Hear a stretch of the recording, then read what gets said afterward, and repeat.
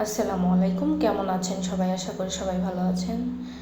আজকে চিকেন শর্মা বানাবো, এই জন্য আমি এখানে চিকেনটাকে প্রথমে ভেজে নিলাম। চিকেনটা সাধারণত আমরা যেভাবে রান্না করি ওইভাবেই, শুধু এখানে আমি টক দই ইউজ করেছি আর সেম টু সেম সব মশলা দিয়ে মেখে রেখে দিয়েছিলাম। তারপরে আমি ভেজে নিলাম।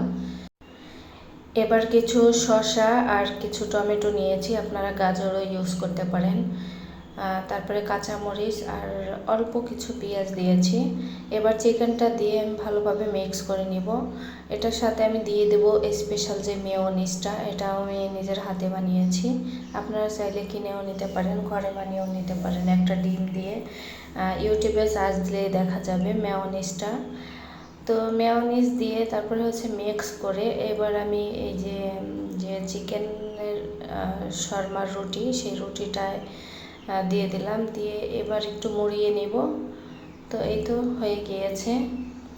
এইগুলা সবই দেখতে পারবেন আমার ইউটিউব চ্যানেল আছে PK Lucky02, ওটাই গেলে আপনারা এই রেসিপিগুলো দেখতে পারবেন।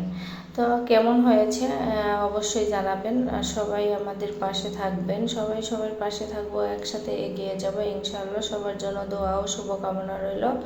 সবাই ভালো থাকবেন। আল্লাহ হাফিজ। আসসালামু আলাইকুম।